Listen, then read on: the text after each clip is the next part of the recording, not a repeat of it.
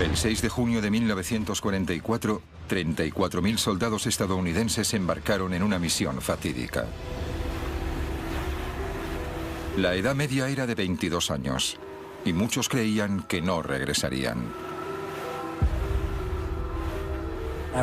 Escribí una carta a mi hermana en la que le decía: no esperes que regrese a casa. Creía que moriría. En 1944 los nazis ocupaban Europa. Los aliados lanzaron el mayor ataque de todos los tiempos desde el mar contra una costa fuertemente defendida por las fuerzas alemanas. Era la mejor oportunidad para liberar el oeste de Europa.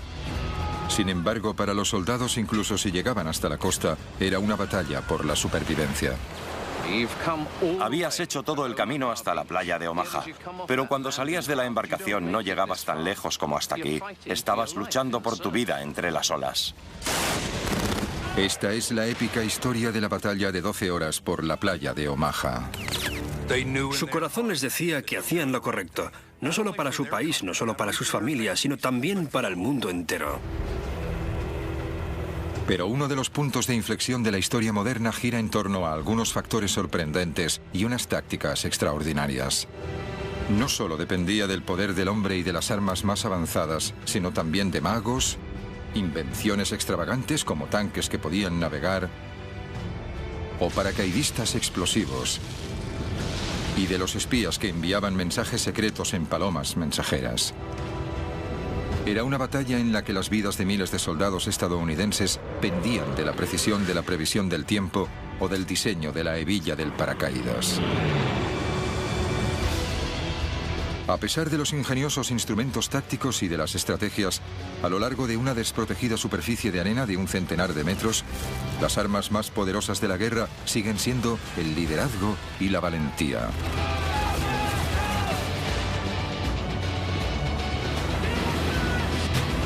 El día de ¿quién sobrevivió y por qué?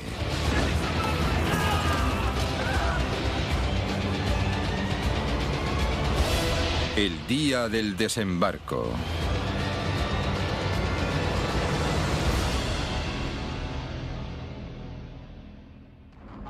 Cinco años después de que estallara la Segunda Guerra Mundial, el futuro de Europa pendía de un hilo. Los nazis habían ocupado la Europa continental. Estados Unidos, junto con sus aliados, encabezaba la lucha.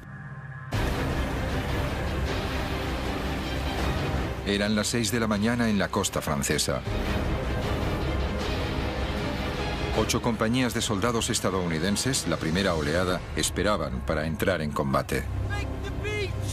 Mientras se acercaban a la playa del desembarco con el nombre en clave Omaha, centenares de hombres rezaban sabiendo que lo que les esperaba era un muro de armas, una zona de exterminio y posiblemente la muerte. Entre ellos estaba Hal Baumgarten, un joven de 19 años. El barco estaba muy tranquilo. Sabían a lo que se iban a enfrentar. Como casi todo el mundo en la embarcación, el día D sería la primera vez que Hal entre en combate. Aunque ahora no tenía ni idea, en las próximas 12 horas, la vida de Hal dependería de lo que había comido en el desayuno. La física del agua. Y un fragmento de madera de 5 centímetros.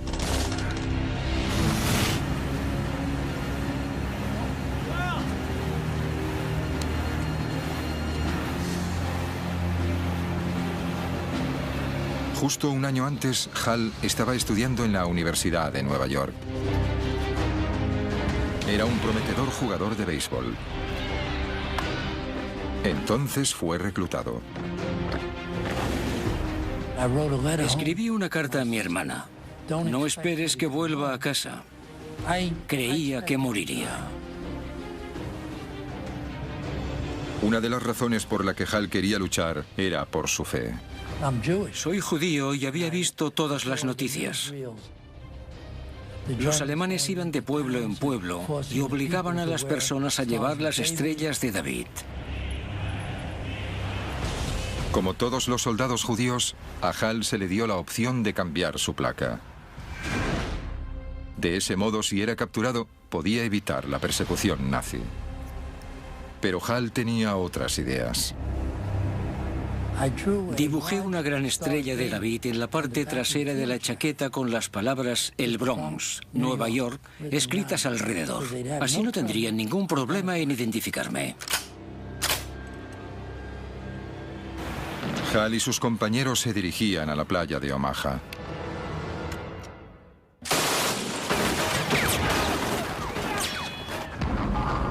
Unos 1.200 alemanes estaban atrincherados con vistas a la costa.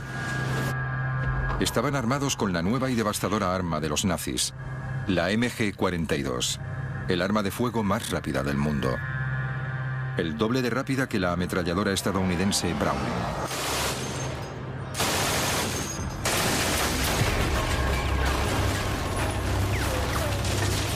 La MG-42 era tan rápida que no se podían escuchar los disparos por separado. Se la conocía como la cremallera de Hitler porque producía un ruido parecido a desgarrar ropa. La cadencia proviene de su diseño revolucionario. En cualquier arma, las balas están colocadas en un cerrojo. Pero los alemanes descubrieron que si el cerrojo se encuentra en pequeños rodillos, se incrementa la velocidad de recarga de las balas. Esto significa que puede disparar hasta 1.500 balas por minuto.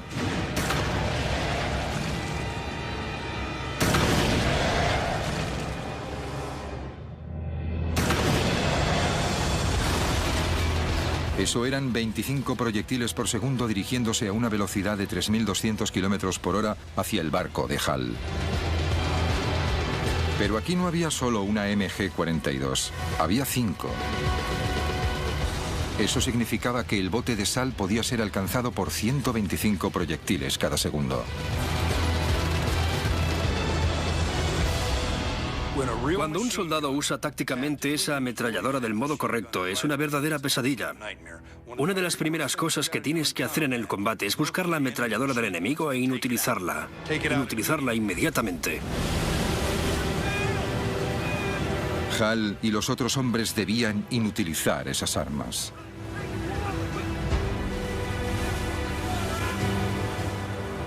Esta es la playa que los aliados llamaban con el nombre en clave Omaha. 8 kilómetros de largo. Y al amanecer del 6 de junio de 1944, la embarcación se estaba acercando. Era la punta del iceberg de la mayor operación anfibia jamás organizada. Se acercaron a la playa bajo un fuego intenso. Entraba tanta agua en el bote que empezaban a hundirse.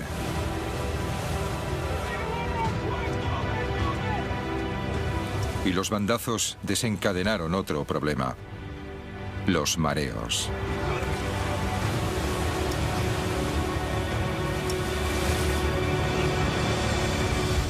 Cuando achicábamos agua y vómito.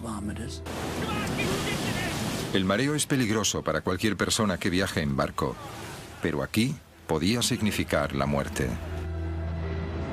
Y todo porque la Marina quería dar a las tropas que se dirigían hacia Omaha un tratamiento especial. 5 horas antes. Los equipos navales que navegaban desde Inglaterra decidieron dar a los soldados una buena comida antes de la batalla. Un buffet de bistec, cerdo, pollo, salchichas, alubias, bacon, huevos, helado, dulces y donuts. Todo digerido con café. La Marina creía que un estómago lleno ayudaría a la moral de los soldados.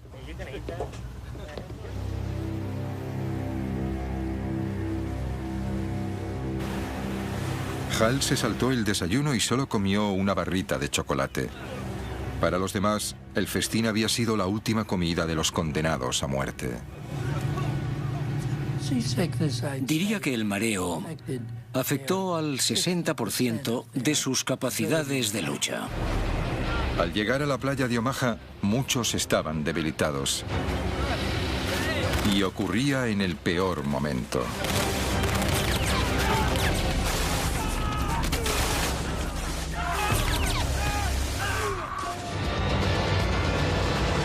El día del desembarco.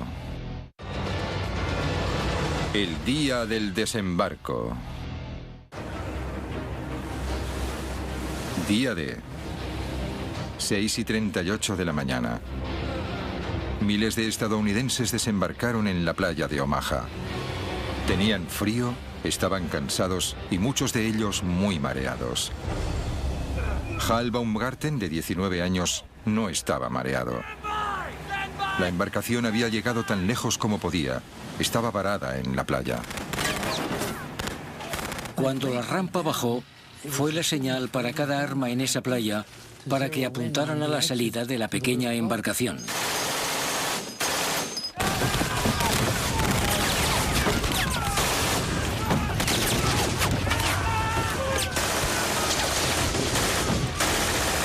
El fuego de las ametralladoras alemanas alcanzaba las rampas de salida de las embarcaciones, reduciendo sin piedad el número de hombres. La única posibilidad de supervivencia para ellos consistía en hacer lo que no debían hacer: saltar hacia los lados. Y me tiré al agua.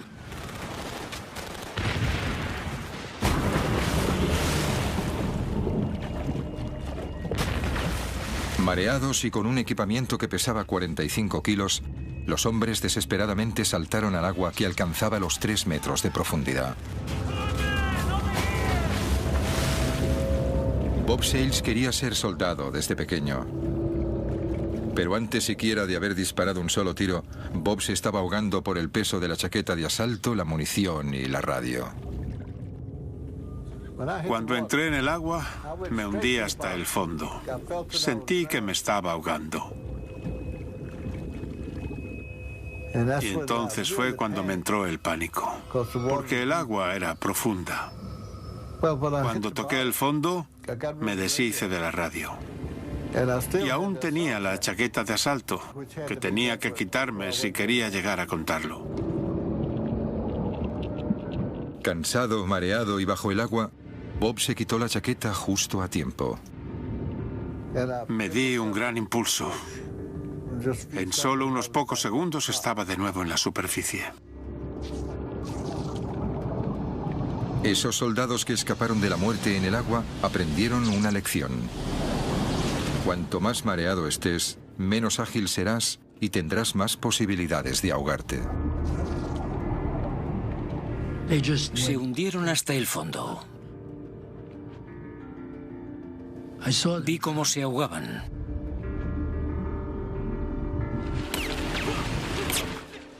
Hal solo comió una barrita de chocolate para desayunar y no estaba mareado. Pero como todos los soldados que no se habían ahogado, se enfrentaba a otro peligro en el agua. El incesante torrente de proyectiles que se dirigían hacia ellos a 900 metros por segundo. Sobrevivir a ese caos dependía de la física, porque ahora era el agua lo que podía salvarlos.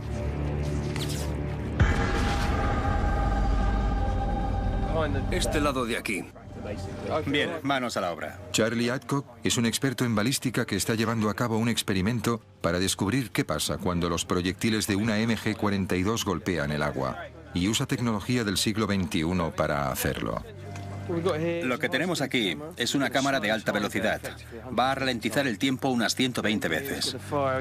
Ben va a disparar su MG-42, que es un arma automática que fue disparada contra los soldados en Omaha.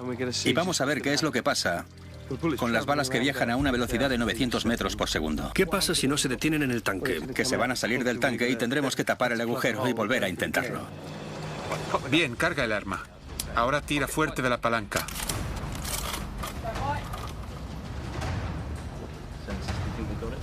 Tres, dos, uno.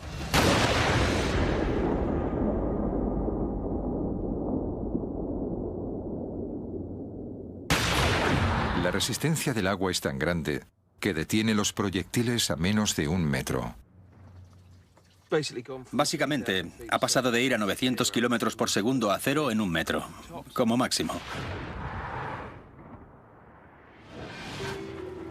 En la playa de Omaha, el margen entre la vida y la muerte era de solo unos pocos centímetros. Si los proyectiles golpeaban el agua a 30 centímetros, estabas muerto. A 1 metro o más, estabas a salvo.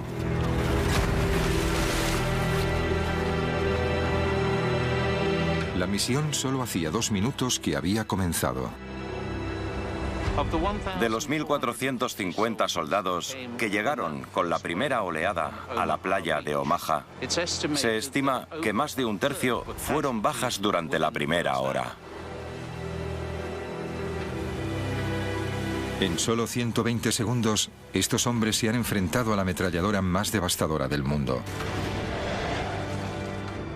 Muchos escaparon de la muerte saltando de la embarcación para ahogarse bajo el peso de su propio equipamiento. Los supervivientes fueron aquellos que estaban a más de 1 metro de donde los proyectiles golpeaban el agua.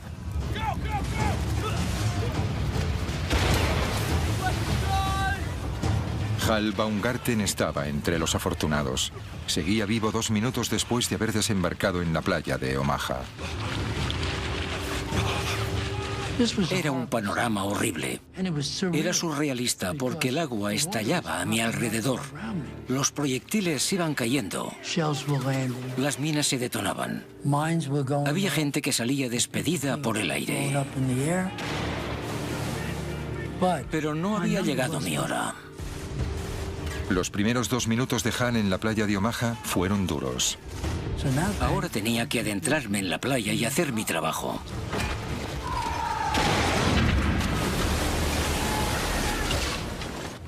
Eran las 6:42 de la mañana, 10 minutos después del desembarco. Las cosas iban muy mal.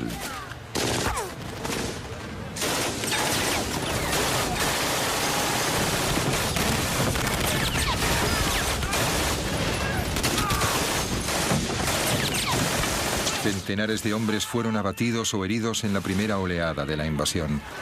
Muchos otros chapoteaban en el agua y aún no habían alcanzado la zona más difícil, la playa.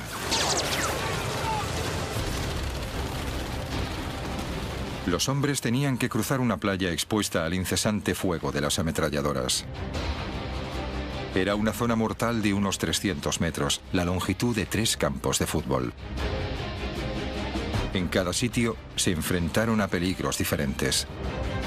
Durante los primeros 182 metros tenían que pasar por diferentes obstáculos. A partir de los 240 metros había un dique e hileras de alambradas. Y luego estaban los campos de minas con unas 17.000 minas. Finalmente, después de 300 metros, alcanzaban las dunas de la parte trasera de la playa. Solo entonces podían empezar a atacar a los alemanes. Era muy surrealista. Estabas cruzando la playa, lo habías visto en películas, pero nunca te había ocurrido. Esto era lo que me estaba sucediendo. La infantería estaba sola y desprotegida en la playa, pero había un plan para ayudarles, con tanques. Si los aliados podían poner tanques en la playa por delante de los soldados, podrían darles cobertura y atacar las defensas alemanas. Pero la embarcación que llevaba los tanques era vulnerable. Ellos mismos necesitaban un modo de conseguir que los tanques llegaran a la playa. Así que los inventores aliados concibieron una idea ingeniosa. Un tanque sumergible, es decir, un tanque DD. Un vehículo de asalto anfibio. El tanque DD fue una idea alocada que surgió de repente en medio de una época de guerra. Fue un artilugio de Rube Goldberg. Era un tanque Sherman normal, conducido con propulsores en el agua, con una pantalla de lona sujetada por cilindros neumáticos. Y lo más increíble de esto es que funcionó. En los meses anteriores al día D se probaron los tanques anfibios y pasaron las pruebas con éxito. Se usarían para alcanzar la costa durante el asalto, surgiendo del agua para sorprender a los alemanes. Al comienzo del día D, los tanques se encontraban a 5.500 metros de la costa, en una gigantesca embarcación. Uno de los comandantes de los tanques era el sargento Don Lucy, de 24 años. Era el más joven de los 6 hijos de una gran familia irlandesa de California. Don era un gigante de 1,80 m que amaba a su pastor alemán Duke. Todo el mundo conocía a Don como Babe. El trabajo de Don consistía en hacer que un tanque DD alcanzara la playa de Omaha, uno de un grupo de 32. Una vez en la playa, debería de haber un tanque cada 45 metros, lo que proporcionaba cobertura a la infantería. Pero había un problema. Las olas alcanzaban los 2 metros. Los tanques anfibios no se habían probado bajo estas condiciones. Habían trabajado en un lago o un muelle tranquilos, pero era algo completamente diferente cuando el mar estaba revuelto. Era casi un suicidio, pero los planificadores no tenían elección. En las semanas antes del día D, los aliados habían reunido en secreto un gran ejército al sur de la Gran Bretaña. Cualquier retraso incrementaba las posibilidades de que los alemanes descubriesen su plan.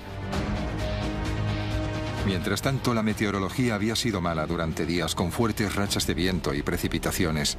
Los aliados no podían lanzarse bajo esas condiciones. Necesitaban que mejorase y pronto. Fueron malas noticias para los planes de los aliados porque la invasión no podía esperar. Los alemanes descubrirían pronto los planes. Era un gran problema.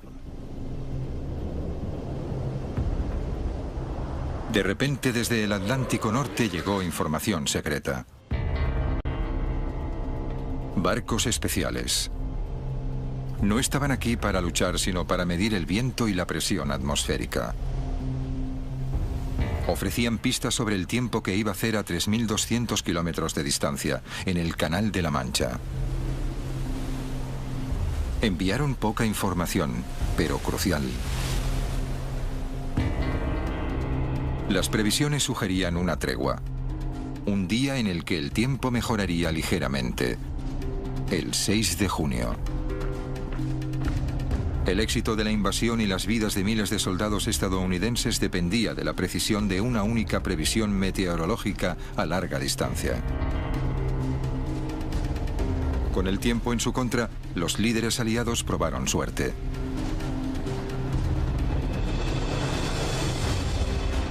El 6 de junio el tiempo mejoró, pero los mares aún estaban revueltos. Entre estas olas, a 5 kilómetros de distancia de la costa, la embarcación de Don Lucy envía los tanques DD.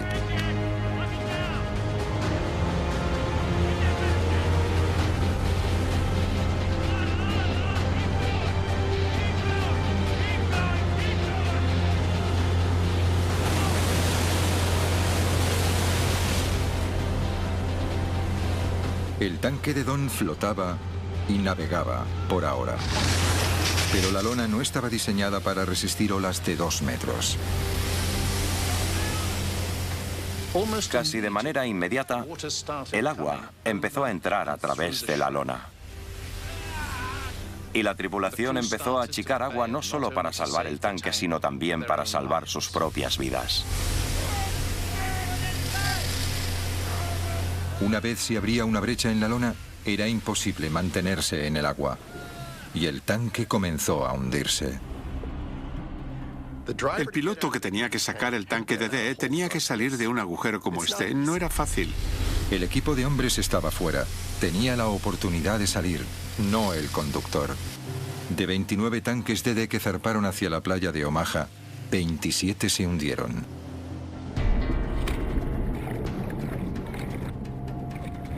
De los otros tanques que alcanzaron la playa, la mayoría fueron destruidos. Como no estaba en el tanque, Don Lucy escapó.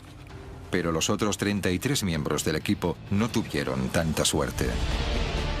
El fracaso de los tanques DD anfibios al no poder llegar a la costa significó que los hombres de la playa de Omaha dependían de ellos mismos. Ahora debían luchar solos y apoderarse de las inexpugnables posiciones sin tanques que los protegieran. Nos tenían que encabezar por la playa, pero no llegó a ocurrir. En la playa, el recuento de víctimas seguía aumentando. Pero no era la única historia que se desarrollaba en Omaha. El día del desembarco. El día del desembarco. 7 de la mañana del día D. media hora después de que empezaran los desembarcos en la playa de Omaha. El joven recluta alemán de 18 años, Franz Göckel, había estado disparando sin cesar a las tropas estadounidenses desde que empezó la invasión aliada.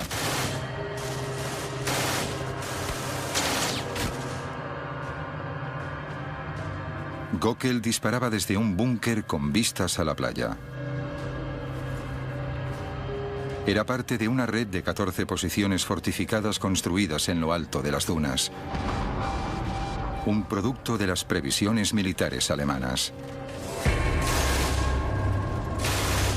Pero cómo Göckel y los búnkeres llegaron hasta aquí se debe a una batalla de la inteligencia en el que estaban involucrados un mago británico poco conocido y uno de los mayores tácticos militares del mundo. Göckel fue uno de los 20.000 soldados que tenían que defender Normandía. Justo un año antes estaba trabajando para la empresa de su padre cerca del Valle del Ruhr, arreglando tejados dañados por las bombas aliadas. Pero como otros alemanes, fue llamado a filas en la máquina de guerra de Hitler, 6 meses antes.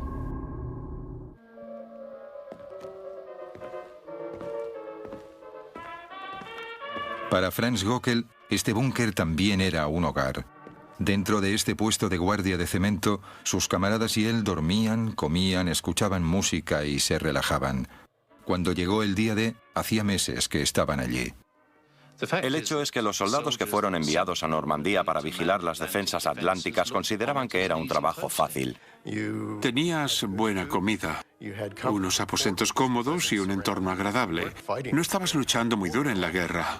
De hecho, ninguno de ellos pensó que serían llamados para defender esta costa de una invasión. Los soldados no estaban solos. Muy pocos altos cargos alemanes creyeron que los aliados atacarían la costa de Normandía. Pero de hecho, fueron víctimas de uno de los mayores engaños de la historia militar. El famoso ilusionista Jasper Maskelyne. Soy suficientemente mayor para mostraros... Y este es el hombre que sirvió de inspiración. Si me disculpáis, tengo que tomarme la medicación. Jasper Maskelyne era un conspirador e ilusionista profesional. Jasper Maskelyne venía de una familia de magos, de una larga línea, de una dinastía, si lo preferís, que fue muy famosa en la época victoriana. Cuando estalló la guerra, Maskelyne quería usar sus habilidades mágicas para ayudar en la lucha contra los nazis. Y aquí está. Se le cita diciendo que si se puede engañar a la gente en el teatro mientras centraba toda la atención bajo los focos a poca distancia del público, creyó estar seguro de poder engañar a los observadores alemanes a varios kilómetros de distancia. En 1941, durante la campaña aliada en el norte de África, Maskelyne tuvo la oportunidad de ayudar en la guerra por primera vez. Se unió a un grupo secreto llamado A-Force para desarrollar tácticas militares de cobertura. Su nombre en clave era el Grupo Mágico. No podía haber una mezcla más rara de personas. Había de todo, desde restauradores de arte hasta pintores y utileros. Todo lo que esperarías. Pero también había químicos, ingenieros eléctricos y todo tipo de profesiones. Y todos sus talentos venían de diferentes cosas. En el norte de África, los aliados necesitaban toda la ayuda posible. Estaban perdiendo en la campaña. Antes de la crucial batalla de El Alamein, usaron el engaño para despistar a los alemanes, cortesía del Grupo Mágico. El Grupo Mágico usó camuflaje e ilusiones, que hizo que los todoterreno pareciesen tanques y los tanques pareciesen camiones. Crearon un ejército falso y engañaron a los alemanes para que creyeran que los aliados atacarían por el sur en lugar de por el norte. Y el truco funcionó. Los aliados ganaron en el Alamein y consiguieron que la campaña del norte de África fuese a su favor. En Egipto, la ciudad de Alejandría estaba siendo fuertemente bombardeada en ataques nocturnos. El Grupo Mágico diseñó un plan para dejar a oscuras toda la ciudad. Entonces construyeron una maqueta de Alejandría con luces falsas a 4 kilómetros de la costa y engañaron a los bombarderos, que atacaron una bahía vacía. El engaño siempre se ha usado en la guerra desde tiempos inmemoriales. Desde la primera pelea en la que alguien propina un puñetazo falso, eso es engañar. Pero lo que Maskelyne y su grupo hicieron fue, por así decirlo, usar la tecnología de la época para empezar. En ese sentido era un hombre de su época, pero también proporcionó un aire teatral. En 1943 los planificadores aliados se dieron cuenta de que a las ideas de Maskelyne se les podía dar un uso más estratégico. Esconderían el verdadero lugar de desembarco de la invasión de Europa creando uno falso.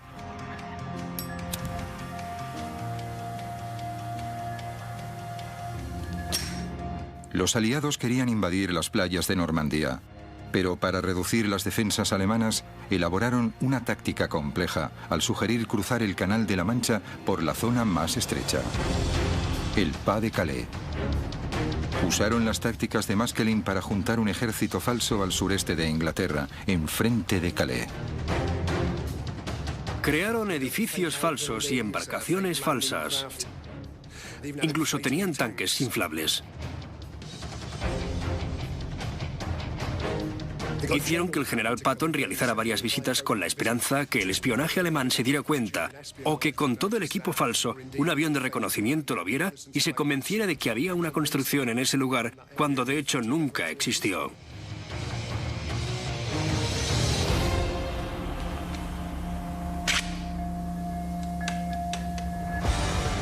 Los alemanes cayeron en la trampa de los aliados.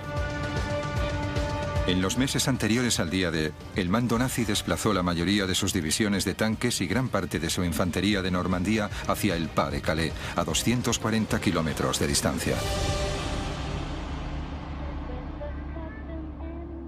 El engaño de los aliados funcionó perfectamente. Los alemanes dejaron parte de una división para defender la playa de Omaha. Franz Gockel pertenecía a una pequeña fuerza de 600 hombres, pero no por mucho tiempo.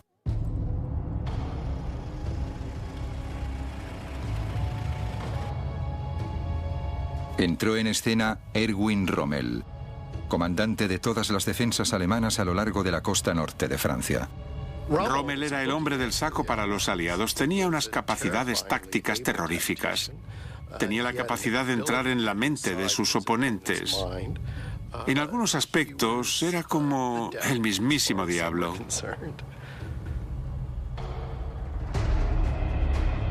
La reputación de Rommel se debe principalmente a que luchó en el desierto con recursos mínimos. Y venció a los aliados una vez tras otra. Rommel no era el típico soldado. Disfrutaba haciendo fotografías. Le gustaban los animales, en especial su mascota Ajax, un teckel. Incluso tocaba el violín. Y lo más importante, era un maestro estratega y un comandante habilidoso.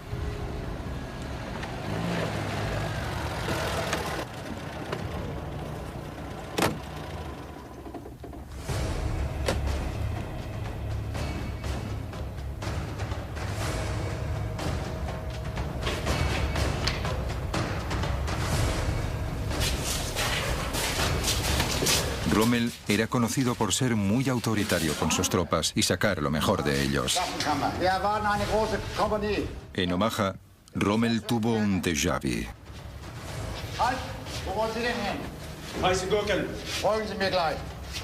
Rommel llegó a Omaha y tuvo algún tipo de revelación.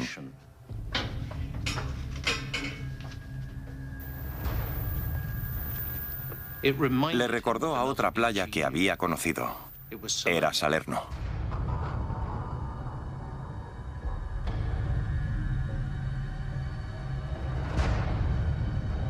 Salerno era la playa en la que los aliados invadieron con éxito Italia en 1943. Miles de tropas desembarcaron allí en un asalto anfibio que aplastó a los alemanes. Como la playa de Salerno, la de Omaha tenía la misma forma y también poca pendiente. Ambas características eran ideales para una embarcación que se acercara a la playa desde el Canal de la Mancha.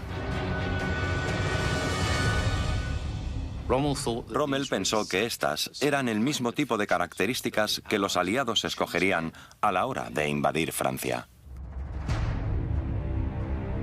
Basándose en eso, Rommel decidió reforzar la playa.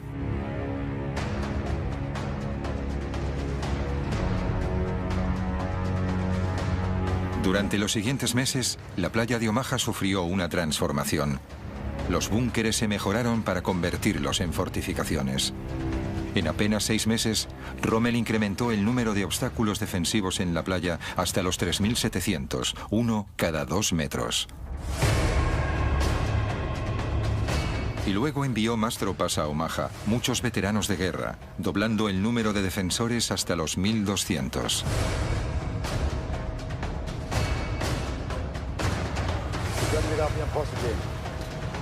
Rommel transformó un lugar costero tranquilo en una fortaleza formidable con posiciones de lucha desde las que se veían grandes partes de la playa. El día D.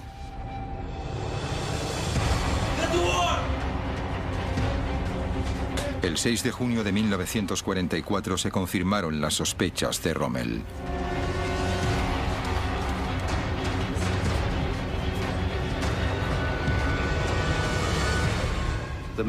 Los hombres que miraban desde el fortín debieron de sentir una mezcla de miedo y emoción. Emergiendo por el horizonte, se aproximaba una gran flota. Las 7:05. Había pasado más de media hora desde el comienzo de la mayor invasión anfibia de la historia. Desde las nuevas fortificaciones reforzadas, Franz Göckel disparaba tan rápido como le permitía su arma. No sabía cuántos hombres había matado hasta que los cuerpos empezaron a ser arrastrados a la playa. Era el día D y la muerte se decidía en un combate de ingenio. Inicialmente, los aliados consiguieron ocultar el lugar del desembarco a los alemanes. Pero las tácticas de Rommel eliminaron cualquier ventaja que hubieran ganado gracias a este engaño, con consecuencias devastadoras. Ahora, Hal Baumgarten estaba al comienzo de la zona mortal de la playa de Omaha. En medio del caos, Hal vio a Robert Garvett, su mejor amigo en el ejército.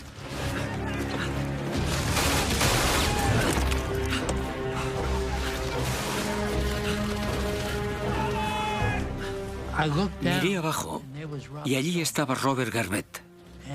Me llegó porque se me caían las lágrimas. Y las lágrimas estaban rojas de la sangre en mi cara. Para los soldados estadounidenses, las primeras horas de la invasión de la playa de Omaha fueron un verdadero infierno. Pero se suponía que no tenía que ser así. De hecho, los aliados tenían un plan para eliminar todas las fuerzas defensivas alemanas. Pero algo les detuvo. El día del desembarco. El día del desembarco.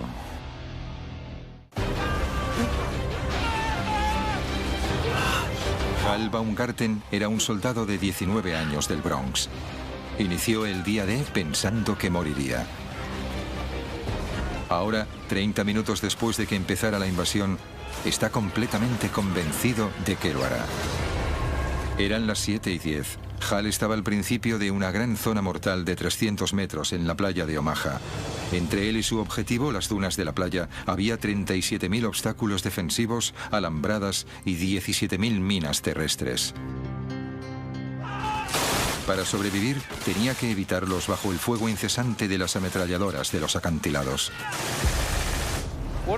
Lo que era interesante de la playa de Omaha es que no había ninguna cobertura.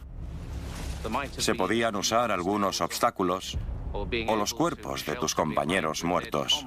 Pero, mientras tanto, los alemanes seguían disparándote desde los acantilados. Debió de ser horrible.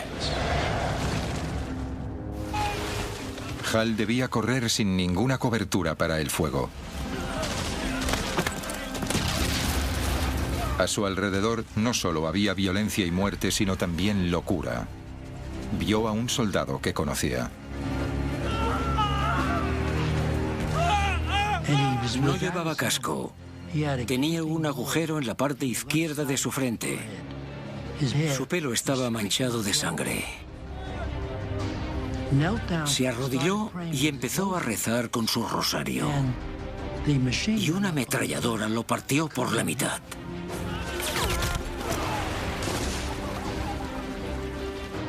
Fue horrible. Era difícil ver partes de cuerpos de personas que conocíamos. Se podía oler la carne quemada. Había hombres que gritaban a sus madres. Era una escena horrible. Una escena horrible que estaba a punto de empeorar. Entre los otros testigos del caos había un joven médico, Virgil Mounds. Aunque no tenía 20 años, como la mayoría de soldados de la playa de Omaha, Virgil tenía un secreto. Era menor de edad. Virgil Mounds solo tenía 15 años. Mintió para poder alistarse. Cogió la licencia de su hermano. Nunca debió de haber estado allí. Pese a que debía estar de camino a casa tras salir de la escuela, Virgil fue responsable de salvar vidas en el campo de batalla. Los proyectiles empezaban a llegar. Bajo el fuego de la artillería pesada, el trabajo de Virgil consistía en vendar a los hombres heridos para que pudiesen seguir luchando. Llamé a los médicos para que le ayudaran y Virgil Mounds se levantó. Se dirigió allí. Es difícil hablar de él. Vino para intentar curar al hombre herido. Entre tanto, los proyectiles seguían llegando. Los alemanes disparaban cada minuto a los soldados en la playa. Cuando la bomba explotaba, se rompía en miles de fragmentos, algunos pequeños y otros grandes. Estos viajaban a una velocidad de 2.700 metros por segundo, devastador para soldados cercanos. Los fragmentos podían incluso pasar de un cuerpo a otro. Uno de los proyectiles que cayó estalló en pedazos que atravesaron el cuerpo de Virgil Mounds. Mounds murió al instante.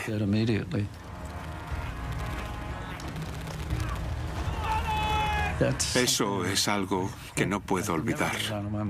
Y es tan vivido como una fotografía, porque nunca se pueden olvidar este tipo de cosas. A pesar de la trágica muerte de Virgil Mounds, la verdadera tragedia es que pudo haberse evitado. Esto se debía a que los aliados sabían el tipo de artillería pesada que tenían los alemanes para defender la playa de Omaha y planearon neutralizarlas esa misma mañana. En las colinas, los alemanes juntaron un amplio arsenal de armas.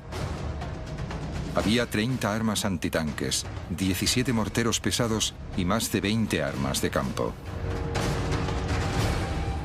Estos eran el tipo de fortificaciones que los alemanes usaron para almacenar sus armas. Los planificadores aliados sabían el tipo de armas que había allí y su poder, y habían pensado un plan para neutralizarlas. 4 horas antes. Temprano, la misma mañana del día D, los aviones aliados partieron para bombardear las defensas alemanas en la playa de Omaha. 446 aviones armados con 13.000 bombas equivalían a 1.000 toneladas de explosivos. Prometía ser el mayor bombardeo de precisión de la historia. Las fuerzas aéreas eran tan precisas que podían acertar a un barril desde 3.000 metros de distancia, y esa era una oportunidad para demostrarlo. Pero con nubes bajas y densas, los bombarderos dependían del radar, un invento relativamente nuevo para atacar la costa. La Marina no confiaba en ellos y le preocupaba que las bombas impactaran en los barcos de los aliados que esperaban en el mar. Cuando los bombarderos pesados se aproximaron a la playa, la nube aún evitaba que pudiesen ver su objetivo actual. Como había la amenaza que se quedaran cortos y golpearan la flota cercana a la costa, les dijeron que se demorasen, que esperasen hasta que estuviesen encima de la playa, que esperasen entre 5 y 30 segundos y entonces soltaran las bombas. Una demora de unos pocos segundos podía cambiarlo todo.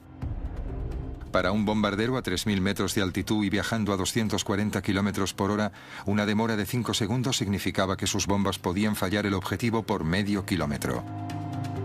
Una demora de 30 segundos y podía fallar por 2,5 kilómetros.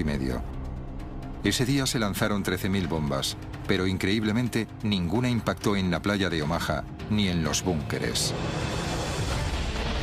Fue el mayor error de los planes aliados del día D. Oh, madre mía, nada funcionaba. Iba a ser uno de los peores días. Hal Baumgarten se encontraba al comienzo de una playa llana y expuesta. Y me dije a mí mismo, tengo que salir de esta playa. Solo había una manera de recorrer esa distancia. Estaba en buena forma. Estaba en el equipo de atletismo en la escuela y jugaba fútbol, así que estaba en buena forma. 300 metros para cobijarse. Hal necesitaba alcanzarlo tan rápido como pudiera. ¿Cuánto tardaría? Veámoslo con ropa más ligera. 65 segundos.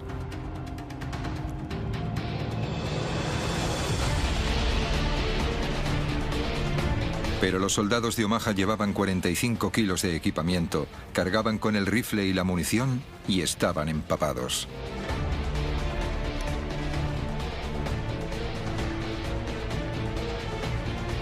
Un minuto y 30 segundos, un 50% más de tiempo, un 50% más de posibilidades de que le dispararan. Pero Hal estaba decidido, tampoco tenía alternativa. Inició una carrera traicionera a lo largo de la arena. Estaba pensando, ¿qué sentiré cuando una bala me atraviese? ¿Qué se siente cuando te disparan?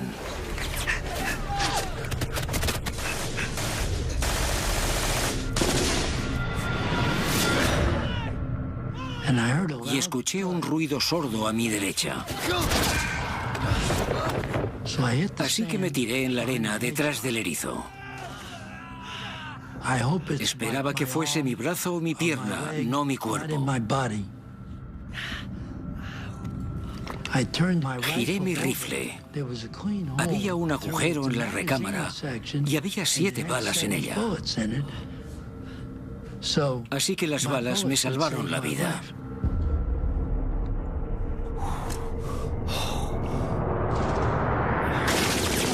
Salvado por una recámara. Un gran golpe de suerte.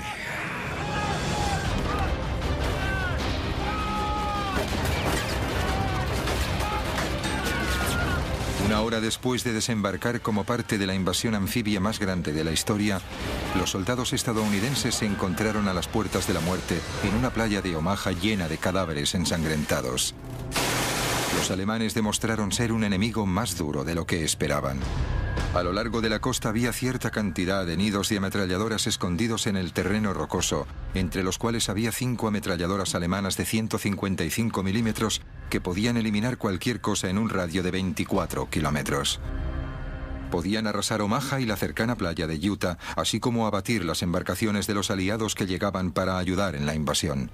Esas armas podían eliminar los transportes a medida que se acercaban a la costa. Cada transporte llevaba miles de soldados, y dentro de ese radio de 24 kilómetros eran vulnerables. Las ametralladoras debían destruirse, pero se encontraban en lo alto de unos acantilados de 45 metros. El trabajo de eliminar las armas requería un tipo especial de hombres. Hombres entrenados para misiones suicidas de alto riesgo. Sabíamos que iba a ser peligroso. Creíamos que seríamos capaces de hacer el trabajo. Esto era parte del entrenamiento del comando. Podías hacer todo lo que te habían dicho. George Kessner era un joven teniente de los Rangers de élite del ejército. Antes de la guerra, George había dejado el instituto y trabajaba en una heladería. Cuando esta estalló, se alistó en el ejército y su vida cambió. Demostró ser un candidato excepcional para oficial y fue aceptado en los Rangers para las operaciones especiales. Durante los 6 meses de entrenamiento, George ocultó un secreto a sus compañeros por miedo a que le costase su ingreso en la unidad de élite. Pero ahora, momentos antes de desembarcar en la playa de Omaha, descubrió que no era el único. Ver al enemigo y dispararle se volvió mucho más importante cuando ellos te estaban disparando a ti. Los Rangers debían escalar unos acantilados de 45 metros bajo un fuego incesante. Dada la dificultad, sabían que muy pocos volverían de la misión. Cualquier asalto a un acantilado es un reto si es que no es de por sí uno de los objetivos más difíciles que conquistar. Tenías que escalar hasta lo alto de un acantilado de 45 metros mientras te disparaban. Y cuando llegabas arriba, tenías que llegar hasta las mismas armas. Diría que en una escala de complejidad del 1 al 10, donde 10 era la más alta, eso tenía un 10. Para ayudar a los hombres en esta misión, los Rangers tenían un equipamiento especial. Mientras entrenaban en Inglaterra, construyeron arpeos que se dispararían con morteros. Durante meses, practicaron disparando estos hacia acantilados y luego escalaron las cuerdas. Pero durante las prácticas no fueron el blanco de ametralladoras y francotiradores que les disparaban constantemente. El primer trabajo de los Rangers sería cruzar la playa hacia los acantilados. La ametralladora a nuestra izquierda, en lo alto del acantilado, abrió fuego sobre nosotros mientras salíamos de la embarcación. E hirieron a 2 hombres cerca de mí. De gravedad. Me dispararon en el costado. Y el médico miró y me dijo, te lo vendo y estará bien. No ha dado en nada importante. Nunca lo conseguiremos. Me giré y dije, esto es un gran error. Nunca conseguiremos subir esos acantilados. Mientras los proyectiles volaban por encima de ellos, los Rangers devolvieron el fuego.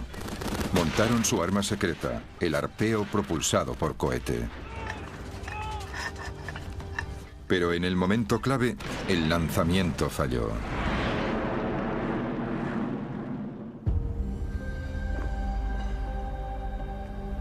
Esto es un experimento para explicar lo que ocurrió, en el que se usa una réplica exacta del mortero. Lo que vamos a hacer es que vamos a insertar el arpeo en el mortero. Y vamos a lanzarlo a lo alto de este acantilado, que es muy parecido al acantilado de Pondwalk. Y veremos qué pasa. 3, 2, 1.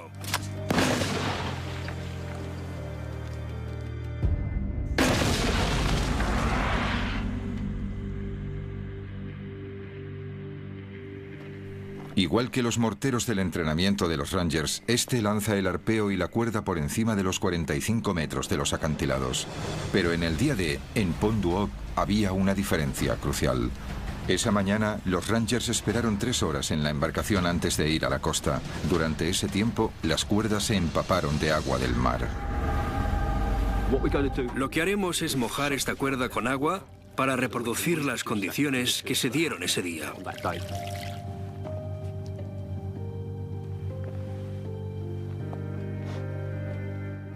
3, 2, 1.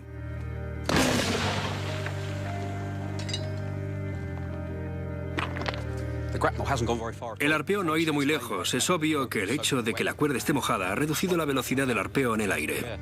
Solo unos pocos centenares de centilitros de agua han sido suficientes para evitar que el arpeo alcanzara la cima. En Pondwalk fue la diferencia entre el éxito y el fracaso. Creo que eso es lo que ocurrió ese día. Este fue uno de los problemas que tuvieron. De las 60 cuerdas que tenían los Rangers, solo 19 estaban lo suficientemente secas como para alcanzar la parte superior de los acantilados. Kersner fue uno de los que subió las cuerdas inmediatamente. Solo me puse... Aunque la cuerda estuviese mojada, no me preocupaba. Posiblemente estuve subiendo unos 15 o 20 segundos.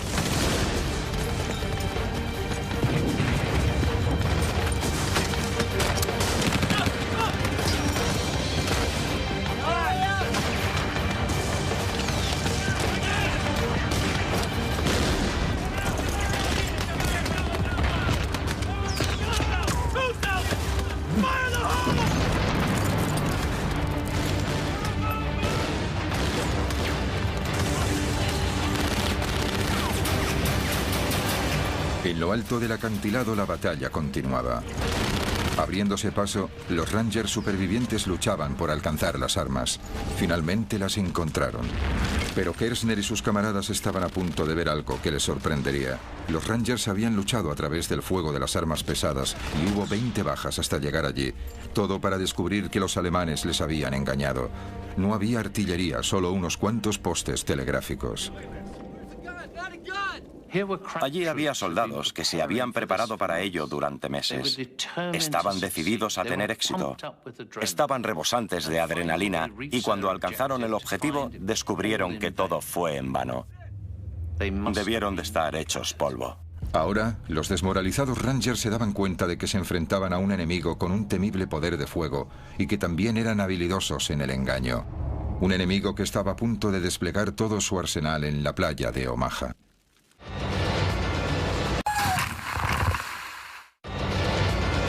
El día del desembarco.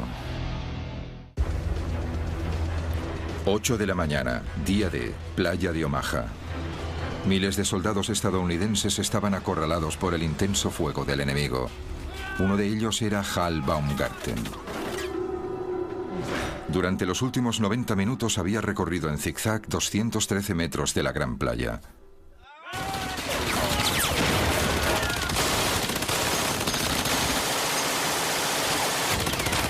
Durante ese tiempo, había visto a hombres ser abatidos por las ametralladoras. Casi se ahoga y escapó de la muerte por pocos centímetros. Ahora llegaba el bombardeo de la artillería. Era aterrador.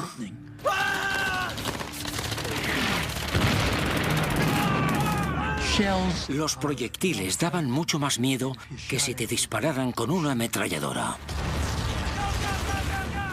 Porque no sabías de dónde venían. No sabías dónde iban a caer o si tu número estaba en ese proyectil. Así que era aterrador.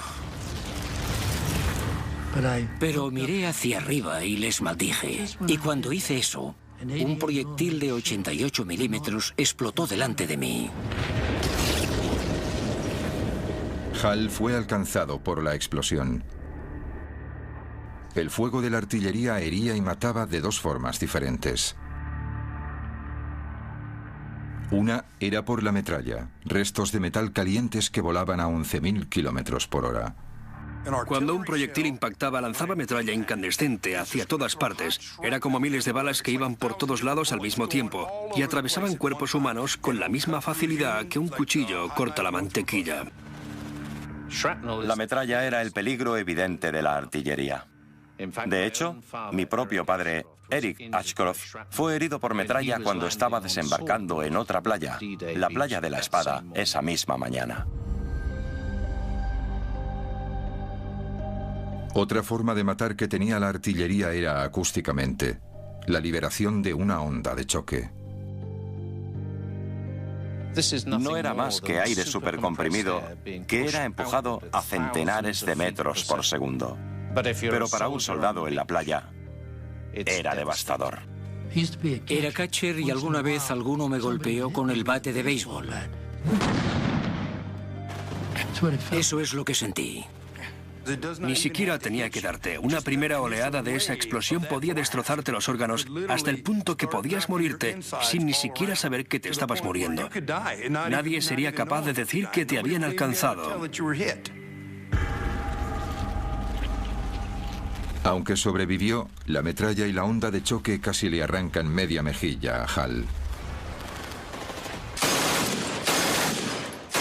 A las 8:30, 2 horas después del comienzo del día D, el ataque de los estadounidenses a la playa de Omaha estaba desorganizado. La derrota parecía evidente. Pero tras las líneas alemanas, un grupo de valientes civiles llevaban a cabo una lucha clandestina. La resistencia francesa. En los meses anteriores al día D, la resistencia francesa empezó a incrementar la operación de espionaje sobre los movimientos de las tropas alemanas para comunicarla a los aliados. Los espías de la resistencia se centraron en particular en las nuevas defensas que los alemanes habían construido a lo largo de las playas del día D, pero era un trabajo arriesgado. Había 200.000 soldados nazis que buscaban cualquier indicio de espionaje. Así que la resistencia francesa tenía que ser creativa en su operación de espionaje. El artista Robert Dwan ayudó pintando paisajes y colocando mensajes ocultos en sus imágenes. Estaba haciendo con sigilo el mapa de las fortificaciones costeras alemanas. El miembro de la resistencia, Jean Marion, enviaba mensajes a los aliados mediante palomas mensajeras, de Francia a Londres en solo 4 horas. A medida que el día D se acercaba, los miembros de la resistencia incrementaron su actividad saboteando las comunicaciones alemanas. Destruyeron las líneas de telégrafos y volaron trenes.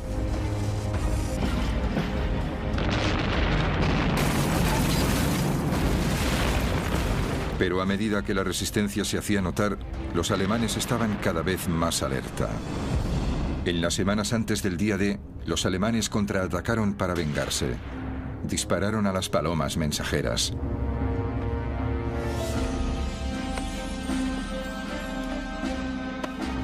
Luego capturaron a miembros de la resistencia y a ellos también les dispararon.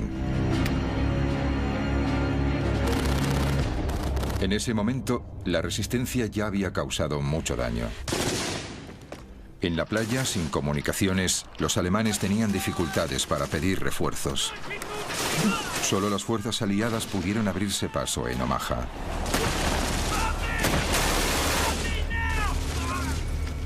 Pero para Hal Baumgarten, la batalla había ido de mal en peor.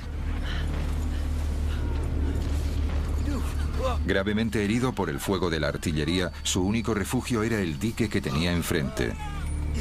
Unos 240 metros a lo largo de una playa de 300 metros de ancho. Aquí se juntaban los supervivientes, aunque sus esperanzas se desvanecían.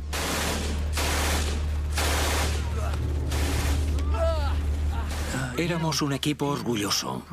Estábamos bien entrenados. Estábamos bien disciplinados. Creíamos que nadie podría derrotarnos. Apilados allí había chicos muertos. Evidentemente había sangre y partes de cuerpos por todas partes. Era horrible.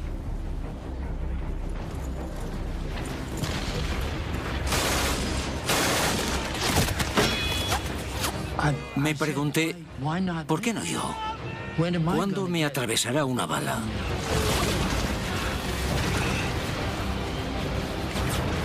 Las 9:30, playa de Omaha. Habían pasado 3 horas desde el inicio de la invasión del día D. El asalto estadounidense se estaba desintegrando bajo la lluvia alemana de balas y bombas. Entre los que luchaban por sobrevivir estaba el sargento de 19 años, Bob Slaughter. Era un estudiante y no había acabado el instituto. Supongo que decidimos que queríamos tener una aventura. Y puedo decirte que tuvimos más de lo que habíamos planeado. Bob y sus compañeros estaban arrinconados en el dique y reinaba la confusión.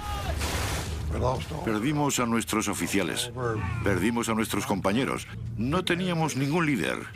Éramos solo un puñado de chicos como yo que hacíamos lo mejor que podíamos. Los hombres estaban asediados desde 2 flancos. Por delante, el incesante fuego de los alemanes. Por detrás, las olas que se acercaban rápidamente.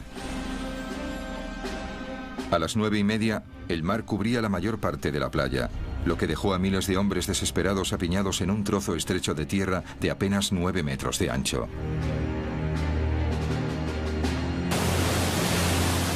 Asediados por el fuego, los hombres eran blancos fáciles para los artilleros alemanes. Pero hubo ayuda de otros soldados aliados tierra adentro.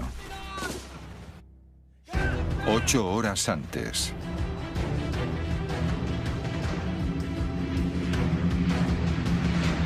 La noche antes del día D, más de 1.200 aviones partieron hacia Normandía. Los aliados querían proteger a la infantería en las playas de un contraataque alemán. Y lanzaron un gran ataque aéreo preventivo. Era la primera oleada de paracaidistas. Pero no eran soldados normales. Medían 1 metro, estaban hechos de goma y llevaban bombas incorporadas. Los aliados lanzaron unos maniquís paracaidistas diseñados para engañar a los alemanes. Estallaban en llamas al aterrizar mientras las fuerzas especiales emitían el sonido de disparos a través de altavoces para simular un ataque aún mayor. Los alemanes cayeron en la trampa. Así que se enviaron a los reservas alemanes para interceptar estos muñecos explosivos. Se enviaron centenares de hombres en una dirección cuando debían dirigirse en la dirección opuesta.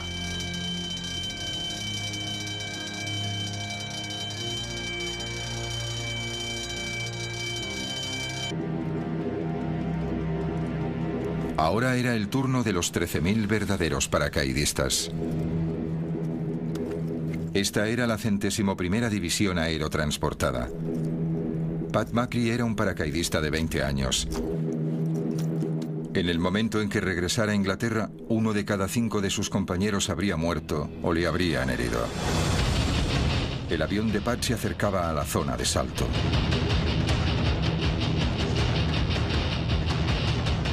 El estado de ánimo cambió completamente. También el trayecto. El avión se movía mucho. Era errático. Giraba a la izquierda y luego giraba a la derecha. Y luego la munición trazadora y el fuego antiaéreo.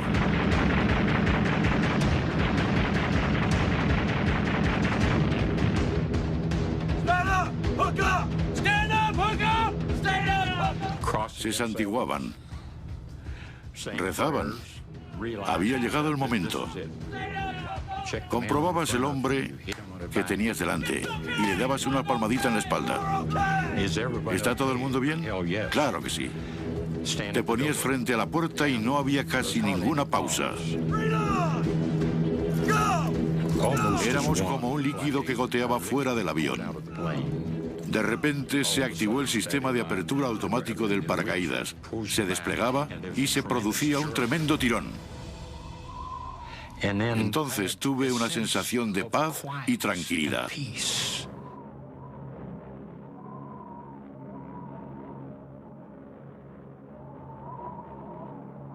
Lo que Pat no sabía es que el mayor peligro al que se enfrentaban los paracaidistas era algo que llevaban puesto.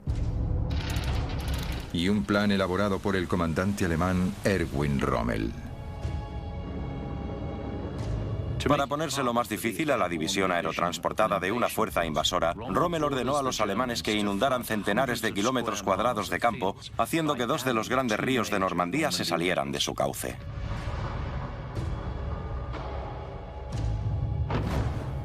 Ahora, centenares de paracaidistas caían sobre el agua, muy peligroso para un salto normal. Estos soldados llevaban cada uno un equipamiento de 45 kilos. La supervivencia dependía de si podían escapar de su arnés. En el día D, los paracaidistas aliados aterrizaron en ambos lados de la cabeza de la playa. Los estadounidenses en un lado y los británicos en el otro. El equipamiento estadounidense tenía 3 hebillas y una correa. El británico, un único mecanismo de apertura rápido que les permitía salir de su arnés.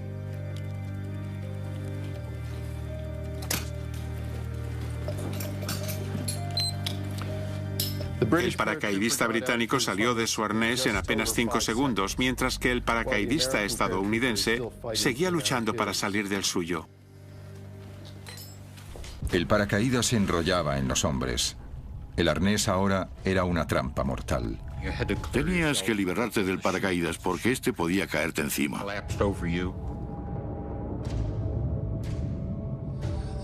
Si no hacías nada en pocos segundos, sería el fin de tu vida. No había ningún sistema rápido. Tenías que alcanzar el fondo y liberar una pierna y luego la otra. Era un peligro tremendo. De los 13.000 paracaidistas que saltaron, muchos centenares se ahogaron. Perdimos muchos soldados, buenas personas. Para muchos soldados el diseño de su hebilla era la diferencia entre la vida y la muerte.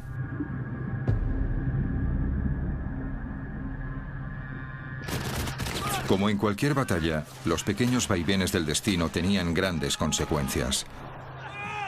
Pero en la playa de Omaha, una cualidad hallada en el campo de batalla estaba a punto de cambiar la historia. Pura valentía.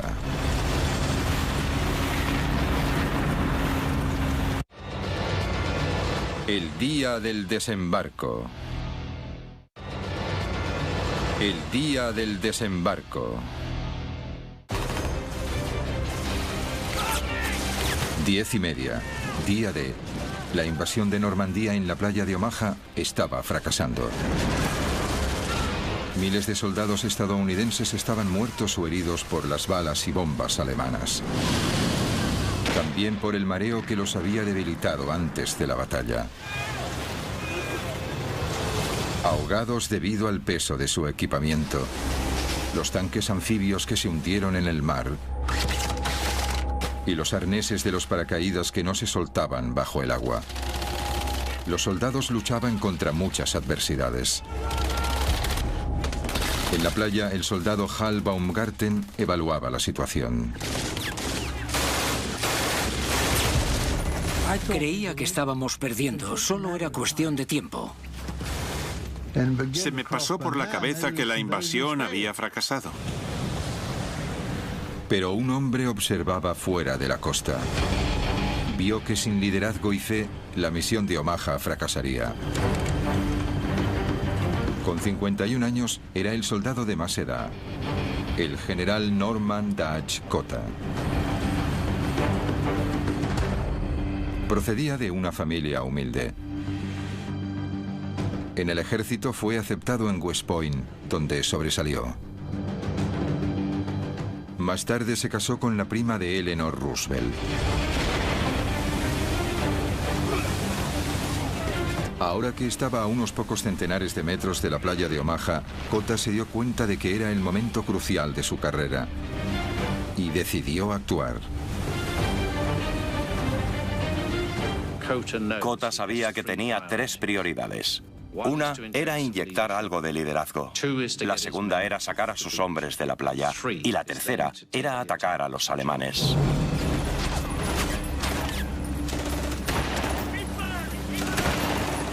Una vez en tierra, Cotta tomó el control. De repente algunos de mis hombres dijeron: capitán, mira ese hombre de allí. Y miré la playa y a unos 90 o 140 metros había un hombre con un cigarro que estaba gritando a la gente de la playa. Era difícil de creer que hubiese alguien corriendo por la playa, porque seguían disparando. Incluso desde esa distancia parecía algo más voluminoso que la mayoría de nosotros. Y nos preguntamos, ¿quién será? El hombre no temía a nada.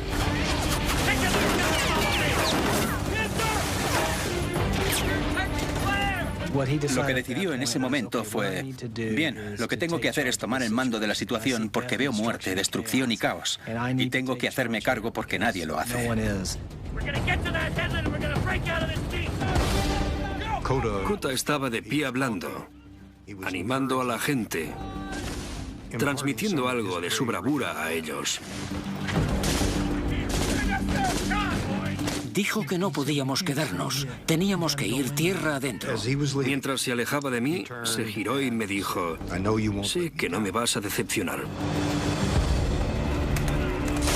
Pero el liderazgo también requería estrategia. Justo detrás del dique había 2 líneas de alambres de espino. Cotta necesitaba que sus hombres los atravesasen y se dirigiesen al terreno que había detrás antes de poder atacar a los alemanes y los lugares en que estaban apostadas las armas. Atravesar la primera línea de alambradas era relativamente fácil. La dificultad estaba en cortar la segunda línea, 9 metros más arriba en la colina. Pero Cotta tenía una respuesta.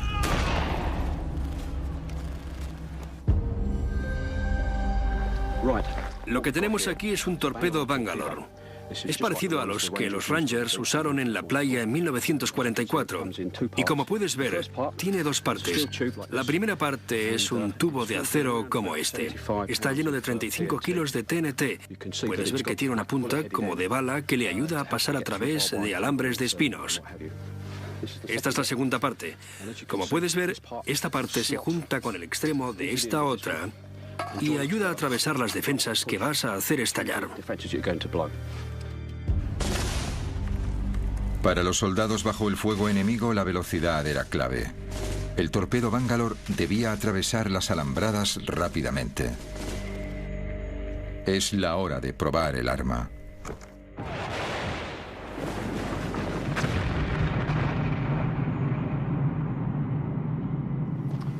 El torpedo Bangalore ha hecho pedazos un canal justo donde pasaba el alambre de espinos. De hecho, ha hecho estallar ambos lados del alambre de espino del canal. Se pueden oler los explosivos, puedes ver la decoloración y que lo ha cortado. Ya no está.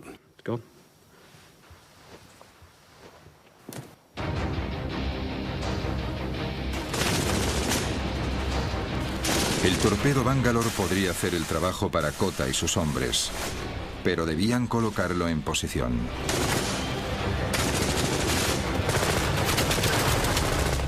Y los primeros hombres en intentarlo fueron abatidos. La ayuda estaba mar adentro. 12 naves de guerra que eran capaces de disparar a los búnkeres alemanes para ayudar a los hombres de la playa de Omaha. El capitán de uno de los barcos, James Eames, del USS Frankfurt, quería ayudar, pero no podía. Tenía órdenes de esperar. Su trabajo no era el de salvar a los soldados de la playa, sino proteger la vulnerable flota de barcos estacionados en alta mar. De momento eso dejaba al general Kota y sus hombres a su suerte. La primera parte del plan de Kota de salir de la playa funcionó. Abrieron un agujero en la barrera de alambre de espino.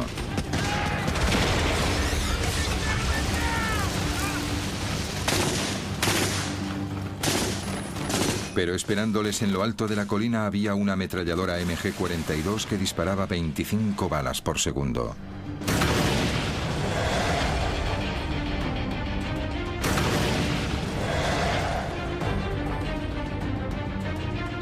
Uno de los hombres de Kota se prestó voluntario para neutralizar la ametralladora más rápida del mundo.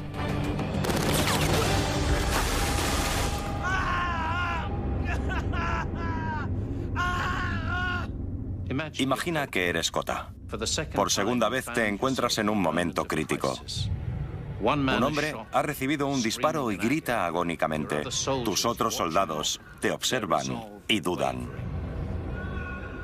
¿Qué harías?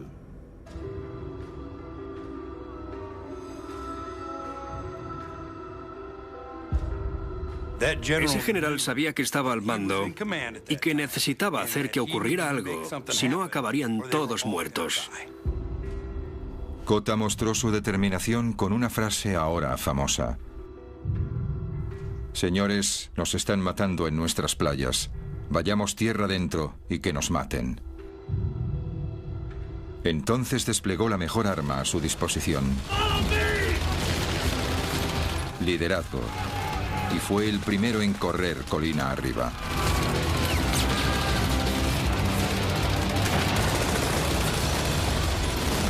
La decisión de un comandante conllevó una acción que inspiró a sus hombres.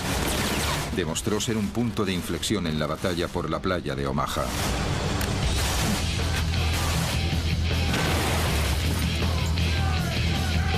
Kota lideró el asalto. Mientras tanto, a 16 kilómetros de la costa, se estaba tomando otra decisión importante. En los barcos de la flota del día D, algunos oficiales intentaban seguir la batalla. Como muestran estas imágenes de la playa, había centenares de hombres muertos o heridos en la arena o en el agua. Los oficiales estaban a punto de rendirse. A media mañana, estaban pensando si desplazar otros soldados que habían dejado en otra playa. Los oficiales se enfrentaban a un dilema estratégico. utilizar sus destructores para proteger los barcos o usarlos para atacar a los alemanes en la playa. Empezó a llegar la información de que los soldados empezaban a abrirse paso a través de las líneas alemanas. Después de horas esperando, finalmente los comandantes de la Marina dan la orden de atacar. Se le permitió al comandante James Semmes del USS Frankfurt dirigirse a toda velocidad hacia la costa. Semmes llevó al Frankfurt tan cerca de la playa que se arriesgó a tocar el casco contra el fondo marino. Justo a 730 metros de la costa, el Frankfurt se puso de costado y disparó. Empezaba el ataque. El proyectil pasó por encima de mí. Escuché un silbido. Y luego, ¡boom!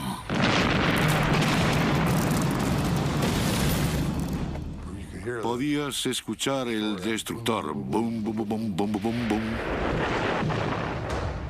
Lo que querías hacer era darle la mano al capitán de ese barco. Para los hombres fue un momento de alivio. Otros 11 barcos de guerra se unieron al ataque. Después de horas enfrentándose a una derrota inminente, la batalla de la playa de Omaha finalmente se ha decantado a favor de los estadounidenses. Día del desembarco. Día D, playa de Omaha. Un momento y un lugar en que la más mínima decisión podía marcar la diferencia entre la vida y la muerte. En las embarcaciones en alta mar, ¿ingieres un desayuno completo o no? Si lo haces, puede significar que te marees. Y que te ahogues antes incluso de que llegues a la playa. Había una terrible ironía. Habías hecho todo el camino hasta Omaha para luchar por tu país. Pero cuando salías de la embarcación, no llegabas tan lejos. Tenías que luchar por tu vida en el agua. Una vez en el agua, la diferencia entre un proyectil que te mataba y uno que fallaba era de unos centímetros. Lo que parecía extraordinario era que si una bala golpeaba el agua a un palmo de distancia de ti, estabas muerto. Pero si golpeaba el agua a 1 metro de ti, estabas a salvo. Pero el día D estuvo a punto de no suceder. Durante días, unas tormentas violentas hicieron que el mar estuviese demasiado revuelto para un desembarco anfibio. Los meteorólogos estaban desesperados buscando una tregua. Entonces llegó información secreta desde el Atlántico. Las lecturas sugerían que podía haber un pequeño intervalo, un único día, en que el tiempo mejoraría ligeramente. Así que las vidas de miles de soldados estadounidenses dependían de un simple informe meteorológico. Y entonces estaba la playa. Solo 300 metros de ancho. Suficientemente cortos como para cruzar en apenas 1 minuto si no fuese por esto, la MG-42. Su cadencia de disparo provenía de una pequeña pero revolucionaria innovación. En cualquier arma de fuego, las balas están encerradas en un cerrojo. Pero los alemanes descubrieron que si el cerrojo se encontraba en unos pequeños rodillos, se incrementaba mucho la velocidad a la que se recargaban las balas. Significó que el arma podía disparar 1500 balas por minuto. La MG-42 convirtió la playa de Omaha en 300 metros de carnicería. Algunos nunca llegaron a cruzarla. Otros tardaron horas. La diferencia entre la vida y la muerte podía ser tan delgada como la culata del arma. Giré mi rifle. Había un agujero en la parte de la recámara. Y allí había 6 balas. Es decir, que las balas me salvaron la vida. Tierra adentro, una vez más, las cosas pequeñas a menudo tenían el mayor de los impactos. Un arnés de paracaídas mal diseñado provocó que los paracaidistas se ahogaran en los campos inundados. Imagina cómo fue. Llevabas un arnés que incluso en tierra seca tendrías dificultades para quitártelo. Era terrorífico. Pero en la batalla, la valentía podía superar los golpes del destino. El general Cota y sus hombres se habían abierto paso. Ese hombre no temía nada. Con el respaldo del fuego naval, abrieron una ruta por el interior. Un ejército de hombres podía por fin entrar en Francia. Y empezó la liberación del oeste de Europa. Lo que fue más sorprendente es que en los días posteriores al día D, otros 200.000 hombres aterrizaron trayendo con ellos 3 millones de toneladas de suministros. Un ejercicio logístico de lo que nunca antes se había visto y que no se ha visto desde entonces. Esta es una fotografía aérea de la playa de Omaha tomada al mediodía del día D. Había marea alta. Se pueden ver las olas golpeando contra el dique, la embarcación, tanques abandonados y vehículos en el agua. Pero entre ellos también se pueden ver centenares de puntos. Cada uno es un cuerpo, un soldado estadounidense muerto y arrastrado por el agua hasta la playa.